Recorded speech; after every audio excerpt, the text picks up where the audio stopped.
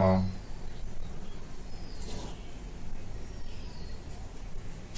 तो उस समय क्यों नहीं बोली?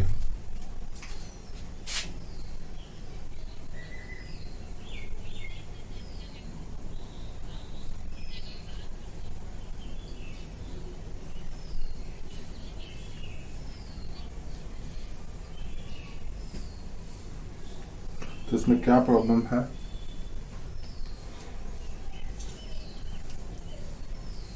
कहाँ समझ में, कुछ समझ में नहीं आया उसमें।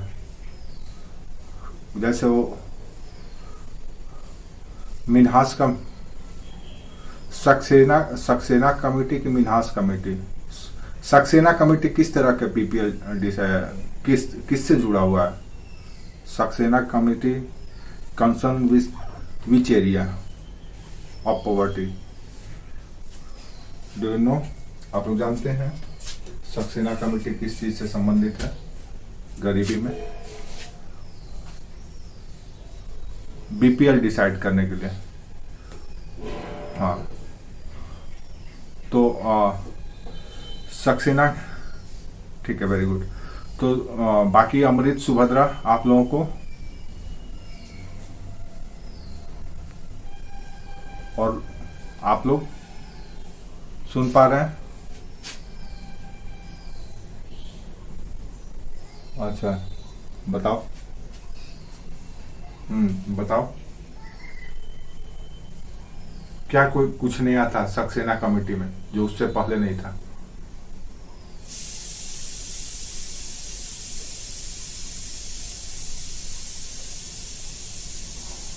क्या नया था सक्सेना कमेटी में जो उससे पहले की जो कमेटी था इस तरह का कोई रिकमेंडेशन या सुझाव नहीं दिया था, या कोई इस तरह का इनिशिएटिव के बारे में बात नहीं किया था जो सक्सेना कमेटी ने किया था?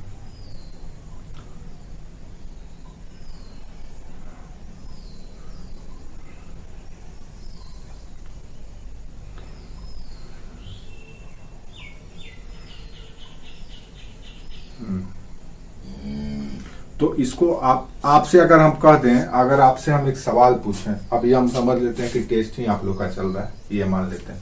अगर हम आपसे सवाल पूछें कि भारत में वर्तमान में गरीबी निर्धारण, ग्रामीण गरीबी रेखा से नीचे के वर्गों का निर्धारण किस तकनीक से किया जाता है, और उस तकनीक के गुण और दोषों का वर्णन करें। आपसे सब्जेक्टिव सवाल पूछ लिया गया। ग्रामीण गरीबी रेखा का निर्धारण या ग्रामीण गरीबी का, वेरी गुड।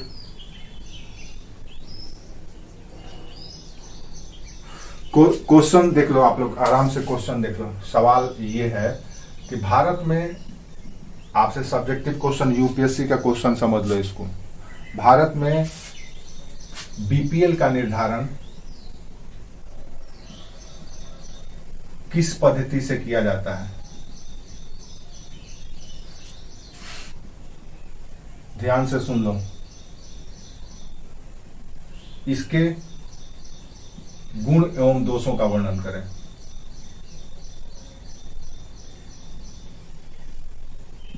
अगर कोई सुझाव हो आपके पास इसका बेटरमेंट के लिए तो वो भी दें। ये आपका का सवाल है, 10 नंबर का क्वेश्चन है।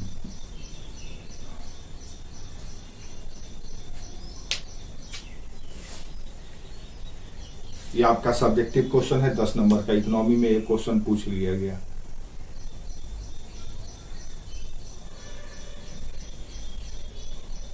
ये हम जो चीज बताए हैं उसमें से कई तरह के सवाल बन सकते हैं। अगर आपका कॉन्सेप्ट क्लियर है तो आपका पेन नहीं रुकेगा। तो इसके बारे में हमको फटाफट बता दीजिए आप लोग, या लिख सकते हैं तो लिख करके बता दीजिए, लिख करके पढ़ दीजिए कि देखिए सर हम ये चीज लिखे हैं, तो मान जाएंगे आप लोगों को कि हाँ आप लोग पे मेहनत जाया नहीं जा रहा है मेरा। कर सकते हैं, बता सकते हैं कि टाइम देना होगा। अगर आप बता सकते हैं अभी, तो अगर आप में जज्बा है, जुनून है, अपने आप को मान रहे हैं कि हाँ आप रियल एस्पिरेंट है यूपीएससी का, तो हिम्मत करके लिख दीजिए भैया, नहीं तो बोल करके सुना दीजिए हमको एक फॉर्मेट में ही सुना दीजिए, एक रफ फॉर्मेट बता दीजिए हमको कि ये ऐसे ऐसे होगा, पॉइंट बाय पॉइंट ही हमको गिना दीजिए खुद से, और लास्ट में कंक्लूजन और आपका जो सुझाव है वो भी बता दीजिएगा। हाँ, यहाँ पे रूलर का कोई बात ही हमने नहीं किया है। भारत में बीपीएल का निदान, हाँ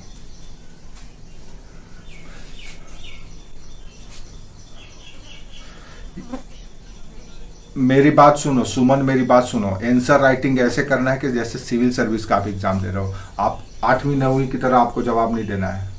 इसलिए आंसर में वजन होना चाहिए, एक फॉर्मेट होना चाहिए, एक सीक्वेंस होना चाहिए, और उस फॉर्मेट उस सीक्वेंस में ही आंसर आपको मिलना चाहिए। हाँ बताओ, वेरी गुड।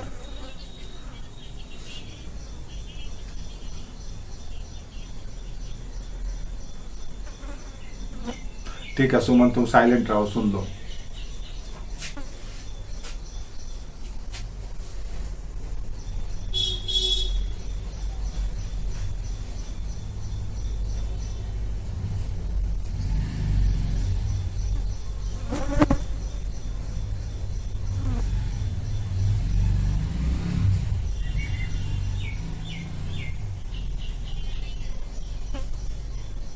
पंखा से तुम हटो, तुम पंखा के पास से हटो अमृत, पंखा बंद करो कुछ देर के लिए। हाँ हाँ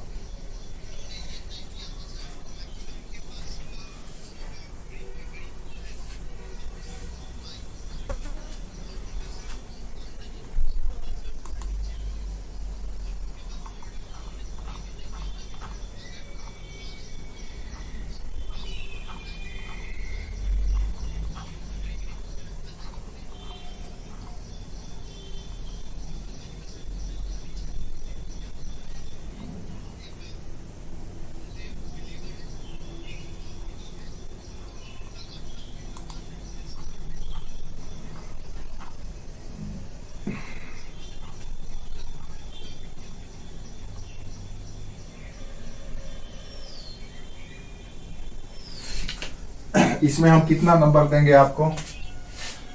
आपको हम 10 में 3 नंबर देंगे जो आपने बताया।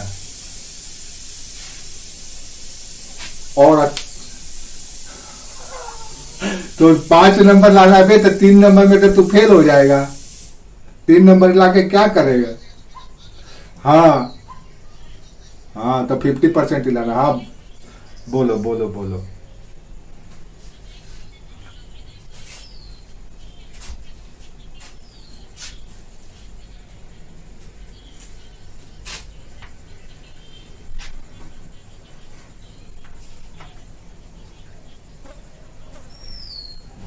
नहीं, इसमें तो कंडीशन है एससी होना चाहिए, शेड्यूल कास्ट है तो बीपीएल में शामिल है, तो भी उससे कोई मतलब नहीं, एससी होना चाहिए। ट्राइब होना चाहिए, कितना भी हो। जैसे जैसे रिजर्वेशन कैसे मिलता है, आप आईएएस का भी बेटा है लेकिन एससी का अगर फी माफ है और आप एससी हैं तो आपका फी माफ। आप गरीब है, सवर्ण है, होटल में का कौन? वो तो बीपीएल में नहीं, बीपीएल में आएगा अगर उसके पास नहीं, गरीब है अगर सामान्य। हाँ, रियल में जो गरीब है, जो लिस्ट में दिया गया है कि ये चीज अगर आपके पास नहीं है तो आप गरीब है। तो अगर जनरल कास्ट का भी व्यक्ति के पास भूमि नहीं है, घर नहीं है, 10,000 रुपया मंथली इनकम नहीं है, मोटर कार नहीं है, ट्रैक्टर नहीं है, इस तरह का जीप नहीं है, इस तरह का फैसिलिटी अगर उसके पास नहीं है तो वो गरीब है, बीपीएल है, तो उसको बीपीएल कार्ड बनेगा। किसका किसका? तो बोले तो 10,000, बोले तो कि 10,000 रुपया महीना से अगर कम आपका मंथली ये है तो आप गरीब हैं। अब देखो, ये सवाल का जवाब बहुत अच्छे तरीके से आप लोग देख सकते थे अगर आप लोग चाहते तो। सबसे पहले तो इस सवाल के जवाब को आपको ब्रेक थ्रू देना है, तोड़ना है। सबसे पहले बताइए कि what is the meaning of BPL. फिर उसका फिर पूछा गया कि मेथड क्या है, फिर उसका पूछा गया है मेरिट, फिर पूछा गया है डीमेरिट, फिर पूछा गया है आपका सुझाव, एडवाइस। ये आपके प्रश्न है, आप इस पे ध्यान नहीं देंगे तो आप लाख इंटेलेक्चुअल हो, लाख इंफॉर्मेशन आपके पास हो, आपका जवाब हम 3 नंबर बहुत लीनियंट होकर के आपको दिए हैं। अब आप इसको लिखने जाइए,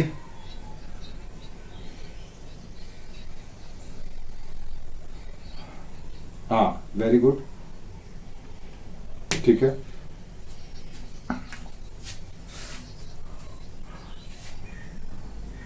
नहीं, बीपीएल का ये आप ऐसा नहीं कर सकते कि बीपीएल 2008 में आया। मेरी बात सुनो, ध्यान से सुनो,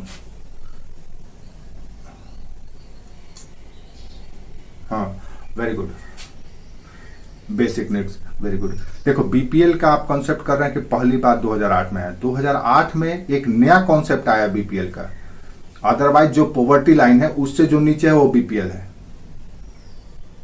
जैसे कि कैलोरी बेस्ड है इन और कंजम्पशन एंड एक्सपेंडिचर बेस्ड है बीपीएल, आपका ये पॉवर्टी लाइन, उसके नीचे जो है बीपीएल है। क्लियर है? ये सिस्टम 2008 तक चलता रहा। 92 में बीपीएल का पहला सेंसस किया गया, आपको याद होगा हम बताए हैं। 1992 में पहली बार बीपीएल गरीबी का जनगणना किया गया कि बिलो पॉवर्टी लाइन में कितने लोग हैं। फिर इस तरह से शुरू हुआ, 97 में हुआ, फिर 2002 में हुआ, फिर 2008 में अलग से एक कमेटी गठित करके डिफाइन किया गया कि अब हम किसको बीपीएल माने। काहे कि बीपीएल में बहुत सारे लोग आने लगे जिनके पास प्रॉपर्टी है लेकिन कंजम्पशन नहीं है। जैसे तुम उस दिन कैसे बोल रहे थे कि सर अगर मेरे पास इतना प्रॉपर्टी है और अगर हम कंज्यूम नहीं कर रहे हैं तो हम गरीब हैं। बिल्कुल आप गरीब हैं, क्योंकि हमारा पॉवर्टी लाइन कैसे डिफाइन किया गया है, एक्सपेंडिचर, हाँ आप उससे कोई मतलब नहीं है। तो आप इस बात को ये सब कहां खा गए? तो सबसे पहले आपको बीपीएल डिफाइन करना होगा कि what is the meaning of BPL, है क्या बीपीएल, किस पंछी का नाम है। किसी ऐरा गैरा व्यक्ति से को दे दिया जाए कि भाई हम बीपीएल है, उसको बीपीएल का फुल फॉर्म नहीं पता है। तो गरीब और गरीबी से भी गरीब, यानी कि बिलो पॉवर्टी लाइन, गरीबियों की रेखा से भी गरीब।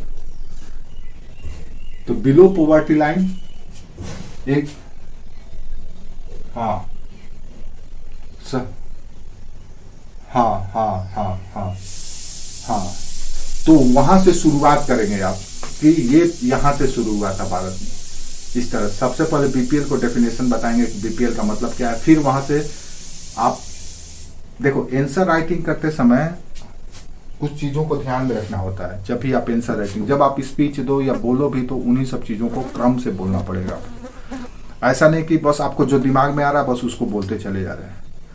आपको एक सीक्वेंस देना होगा, एक क्रम देना होगा, एक तारतम्यता होना चाहिए आंसर राइटिंग में। तो बीपीएल, फिर उसके बाद जब निर्धारण की बात आएगी तब आप 2 कमेटी का नाम लीजिए। सक्सेना कमेटी कौन सा मेथड बताई है और हासिम कमेटी कौन सा मेथड बताई है। तो सक्सेना कमेटी किसके लिए बताई है और हासिम कमेटी किसके लिए। अब बताइए कि भाई बीपीएल का मतलब ये होता है, बीपीएल इससे पहले सरकार बीपीएल में उन लोगों को शामिल करती है जो गरीबी रेखा के नीचे के लोग होते थे, उनको बीपीएल करती थी और सारी सुविधाएं, सारी आवश्यकताओं को ध्यान में रखते हुए जितने भी वेलफेयर स्कीम होते थे उनको जारी किया करती थी। लेकिन समस्या ये हुआ कि गरीबी कम होने के बजाय गरीबी जस के तस बना रहता था, कम ही नहीं होता था गरीबी, सरकार का आंकड़ा ही नहीं सुधरता था। ऐसी स्थिति में सरकार ने इस पर समीक्षा करने के लिए पहली बार 2008 में आप कह सकते हैं कि मिनिस्ट्री ऑफ रूरल डेवलपमेंट ने सिन्हा कमेटी, सक्सेना कमेटी का गठन किया। काहे के लिए भाई? तो बीपीएल को डिराइव करने के लिए या बीपीएल को बताने के लिए कि हम किसको बीपीएल माने। तो बीपीएल के डिराइव करने के लिए सक्सेना कमेटी ने जो रिकमेंडेशन दिया या जो सुझाव दिया वो या टेक्निक बताया, पद्धति बताया, वो इस तरह का था कि ऑटोमेटिक इंक्लूजन और ऑटोमेटिक एक्सक्लूजन। यानी कि स्वमेव समावेशित और स्वमेव बहिष्करण, ये दो पद्धति लाया गया, टेक्निक लाया गया। स्वमेव समावेशित कौन होगा, तो एक लिस्ट जारी कर दिया गया कि इन लिस्ट में शामिल शर्तों को अगर कोई पूरा नहीं करता है तो स्वयं बीपीएल में शामिल हो जाएगा। इन लिस्टों में शामिल शर्तों को अगर कोई पूरा करता है तो स्वयं बीपीएल से बाहर हो जाएगा। ये बात हो गई टेक्निक की। शहरी का भी फिर बता दीजिए, शहरी का कि शहरी के लिए कौन सा आया, तो शहरी के लिए हाशिम कमेटी आया। हाशिम कमेटी ने भी सेम पद्धति लाया, ऑटोमेटिक इंक्लूजन ऑटोमेटिक एक्सक्लूजन का उन्होंने भी लाया। उन्होंने भी वही शर्तें रखी या कंडीशन रखा कि इन शर्तों पे अगर जो लोग पूरा करेंगे वो बीपीएल में शामिल हो जाएंगे और जो इन शर्तों को नहीं फुलफिल करेंगे वो बाहर हो जाएंगे। और इसी तरह से एक कंबाइंड भी लाया, उसमें यह था कि अगर इन दोनों लिस्टों में से कुछ कुछ शर्तों को पूरा कर रहे हैं तो इन दोनों में से इतने शर्त अगर पूरा करते हैं वो, तो वो बीपीएल में शहरी गरीबी में शामिल हो जाएंगे। अगर ज्यादा करते हैं तो बाहर हो जाएंगे, ज्यादा अगर उनके पास फैसिलिटी हो। तो ये हो गया आपका बीपीएल स्ट्रेटेजी। आप जैसे ही लिखने जाएंगे 200 से 250 वर्ड में आपका आंसर चले जाएगा। फिर पूछा गया कि इसका मेरिट और डीमेरिट बताइए, तो अब आप अपने दिमाग से बताइए मेरिट क्या है डीमेरिट क्या है। ये हम आपको बताए नहीं है, आप खुद दिमाग पे जोर लगाएंगे तो आपको मेरिट और डीमेरिट पता चल जाएगा। 4-4 पॉइंट, 2-2 पॉइंट, 3-3 पॉइंट, जितना पॉइंट भी आपको इसका मेरिट, एक तरफ डीमेरिट, दोनों का बता दीजिए। उसके बाद अगर आपको कोई सुझाव लगता है कि इस पद्धति से अच्छा होता कि अगर ऐसे हम लोग बीपीएल का निर्धारण करते हैं या बीपीएल में इस शर्त को भी शामिल कर देते तो ज्यादा लोग वास्तविक जो गरीब हैं उनको फायदा हो जाता, या जो शैडो पॉवर्टी बन करके रखे हुए हैं या छदम गरीब हैं, दिखावा के लिए गरीब हैं, उनके लिए कुछ ऐसे शर्तें हो ताकि वो गरीबी रेखा में जो सुविधाओं का भोग कर रहे हैं उससे वो बाहर हो जाए। तो आप गुण और दोष अपने से बता सकते हैं, तब जाकर के आपका आंसर कंप्लीट हो जाता है। समझ में आया मेरी बात?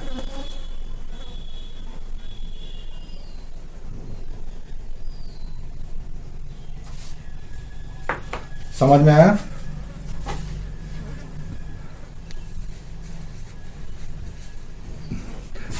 हाँ, बाकी अगर आप कोई पद्धति से आंसर राइटिंग करेंगे तो आपको 2 नंबर 3 नंबर ही मिलेगा।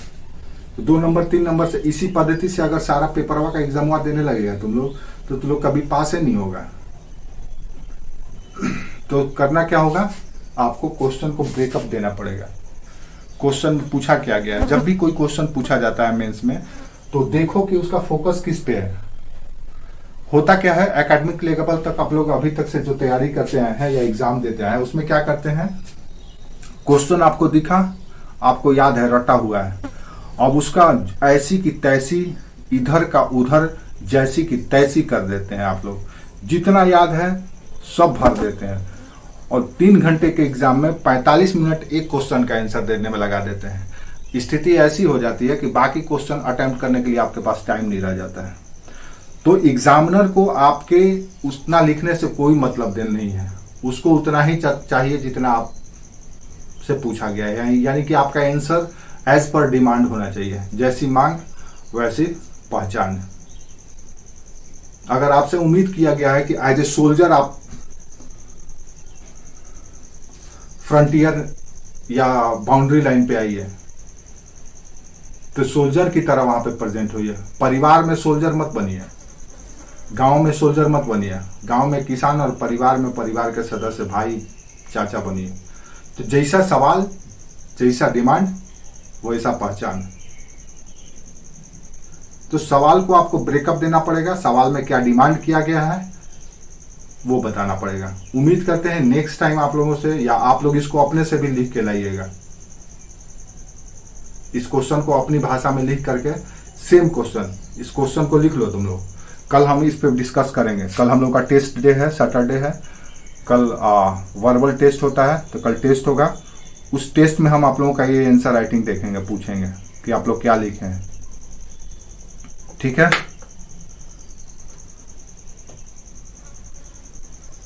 ठीक है। क्वेश्चन नहीं दिख रहा। भारत में बीपीएल का निर्धारण किस पद्धति से किया जाता है? इसके गुण एवं दोषों का वर्णन कर के साथ ही अपना सुझाव भी दें। ये क्वेश्चन देखो, अगर हम एक दो लड़का है मेरा जो ऑनलाइन जॉब में है सब, लेकिन वो लोग आंसर राइटिंग करके दो तीन है वो लोग भेजता है। अगर यही क्वेश्चन हम उन लोगों को देखना आज भेज देंगे, सेम क्वेश्चन, उसके बाद उन लोगों का आंसर राइटिंग देखना, और तुम वो एक दो दिन का टाइम लेगा वो लोग, हमको पता है वो लोग बहुत सर्च सर्वे क्या क्या कर उड़ के आंसर करके कंप्लीट भेजता है। क्या कि जॉब वाला भी है, वो लोग के पास टाइम भी नहीं होता है। तो देखना वो जब आंसर राइटिंग करके भेजेगा तो हमको देखना भी नहीं पड़ता है, हम खाली एक बार देख लेते हैं, ऐसे करके हम समझ जाते हैं कि ठीक लिखा है। तो वो भेजेगा तो फिर तुम लोग को हम भेजेंगे, रुको। लेकिन तुम लोग कल इसको लिखना। वो हालांकि इंग्लिश मीडियम में भेजता है, इंग्लिश में, लेकिन फिर भी तुम लोग तो समझ ही जाओगे, तो देख लेना। ये क्वेश्चन का जवाब हमको कल चाहिए। कल जो टेस्ट होगा कल हम लोग इसमें बात करेंगे, आप हमको बताएंगे।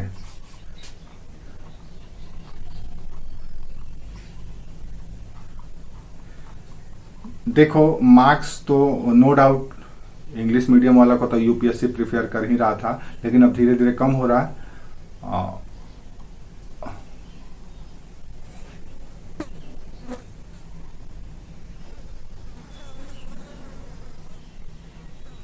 हाँ, नहीं तो इस बार यूपीएससी में रिजल्ट इंग्लिश मीडियम से हिंदी मीडियम से बहुत कम हुआ है। कितना हुआ है रिजल्ट यूपीएससी में इस बार हिंदी मीडियम से? कितना रिजल्ट हुआ है?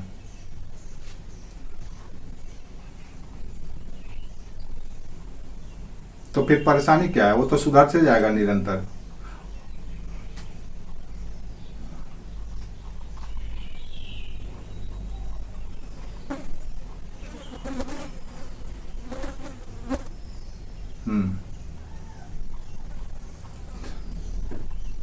ठीक है, कोई बात नहीं। ये बताओ, अमर्त्य सेन ने गरीबी के संबंध में कौन सा कॉन्सेप्ट दिया था?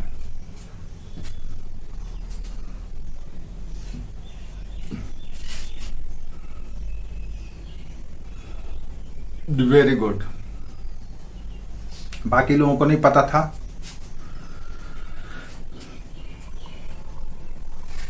हाँ,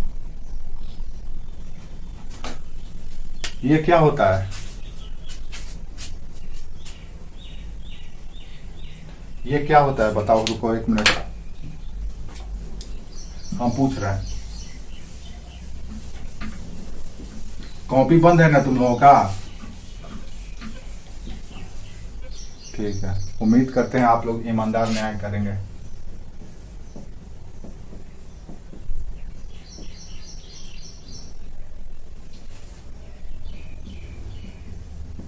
वेरी गुड। क्या है ये?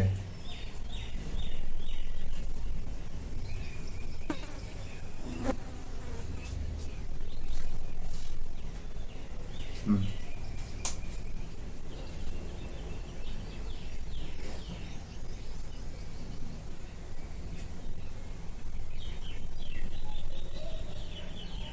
हम्म। क्या है इसका full form?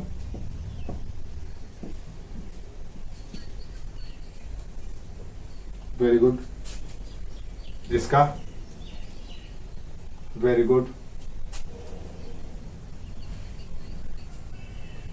Very good, very good, बहुत अच्छा। ये अपने आप में क्वेश्चन है। ये एक और हम इसमें ऑप्शन अगर जोड़ दें, जैसे यूआरपी, एमआरपी, एमएमआरपी और कर दें एमएनआरपी, तो आपसे पूछ देगा कि इनमें से कौन सा पॉवर्टी एस्टिमेशन के लिए शामिल नहीं है। तो बस यही शॉर्ट नेम दे देगा, शॉर्ट भी दे देता है, कौन सा पद्धति शामिल नहीं है।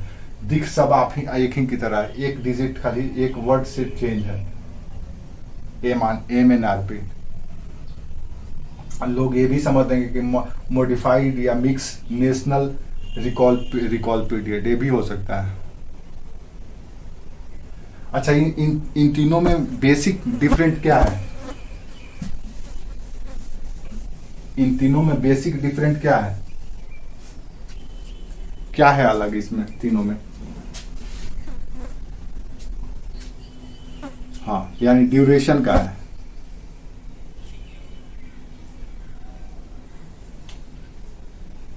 यूआरपी में केवल खाद्य पदार्थ को शामिल किया गया था, ऐसा हमने बोला था।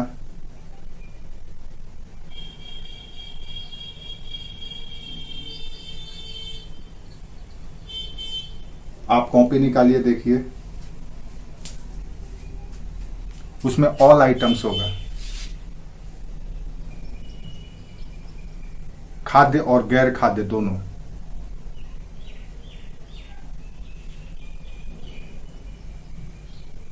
खाद्य और गैर खाद्य, सिर्फ खाद्य पदार्थ लिखे हैं,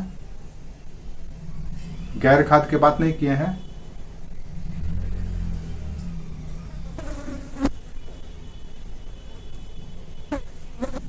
कॉपी खोल। हाँ, अच्छा, वो और जो क्लास किया है वो बताओ। इसमें देखो, इसमें ये दोनों में ही खाद्य और गैर खाद्य यानी ऑल आइटम्स इसमें है, लेकिन इसमें एक शर्त यह है कि सिर्फ रिकॉल पीरियड तक, जितना आपको याद है, तो रिकॉल पीरियड यानी 30 दिन तक, 30 डेज का है। इसमें भी दोनों ही है।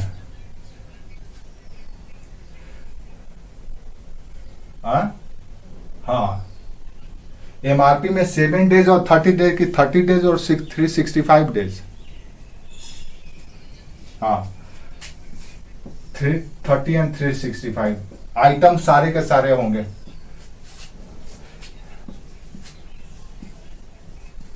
बस बेसिक अंतर यही है। अब यहां पे हम लोग क्या किए हैं कि ऑल आइटम्स कर दिए हैं, तो एक महीना में आपने जो कुछ भी खर्च किया है उसको याद करके हमको बता दीजिए। तो आपने कोई जरूरी नहीं है कि इस महीना आप कपड़ा खरीदे होंगे, कोई जरूरी नहीं है कि इस महीना आप किसी ट्रेवल पर गए होंगे, या कोई जरूरी, आप हो सकता है 2-4 महीना पहले गए होंगे, इसीलिए यहाँ पे डाटा बढ़ जाता है गरीबी का। अब ये है, 2 ऑप्शन मिल जाता है कि 30 दिन और 365 दिन में। तो 30 दिन और 365 दिन में आपने कितना क्या क्या खर्च किया है। तो स्वाभाविक है कि 365 दिन में जब अकाउंट करने जाएंगे तो उसका दायरा थोड़ा बढ़ जाएगा। बहुत सारे ऐसे खर्चे हैं जो 365 दिन में आप करते ही करते हैं। अब यहाँ पे 1 हफ्ता, 30 दिन और 365 दिन होता, सब में वही चीज है, ऑल आइटम्स। जीवन में आप एक लाइफ सरवाइव करने के लिए जो कुछ भी एक्सपेंडिचर करते हैं, खर्च करते हैं, सब शामिल होता है। लेकिन महीना वाले में बहुत कम होता है। जैसे सिनेमा देखने का मन हुआ, तो आपको जरूरी नहीं है कि इस महीना, जुलाई के महीना में या जून के महीना में सिनेमा देखेंगे। हो सकता है 14 फरवरी को आप खाली सिनेमा देखने गए हो अपने मित्र के साथ, या और किसी दिन हॉलीडे जिस दिन हो उस दिन आप गए हैं। ठीक है, तो माइनर जो अंतर है वो ये है। ये सब में क्या किया गया है कि अलग अलग थोड़ा सा डिस्क्लोज कर दिया गया है ड्यूरेबल गुड्स को भाई, क्योंकि 365 दिन की बात है, तो 365 दिन में आप क्या क्या खर्च किए हैं, और पिछले 1 हफ्ता तक, तो ये पूरे 1 साल का आपसे डाटा मांग लेता है एमएमआरपी। इसीलिए यहाँ पे आकर के गरीबी का स्तर कम हो जाता है। यहाँ पे जहां पे 37% गरीबी होता है, दिखता है कितना परसेंट था एमआरपी यहाँ पे, यूआरपी, एमआरपी, एमएमआरपी। एमएमआरपी में कितना परसेंट गरीबी, हम कोई डाटा दिए थे? अपने कितना गर्मी लगता है, डाटा नहीं दे। ठीक है, कोई बात नहीं। एक और बात बताओ हमको, एक सवाल और। कॉपी बंद है आप लोगों का?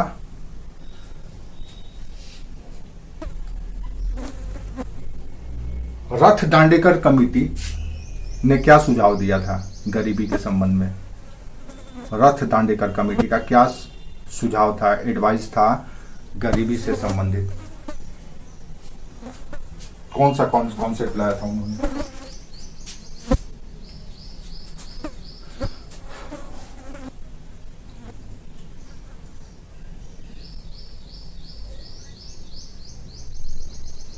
मार्केटिंग का?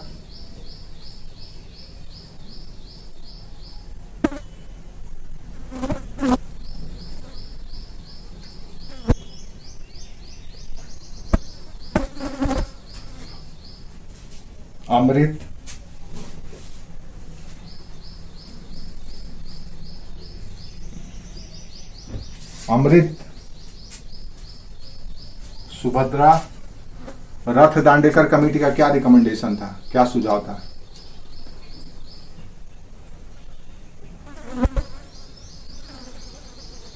क्या रिकमेंडेशन था, सुझाव क्या था?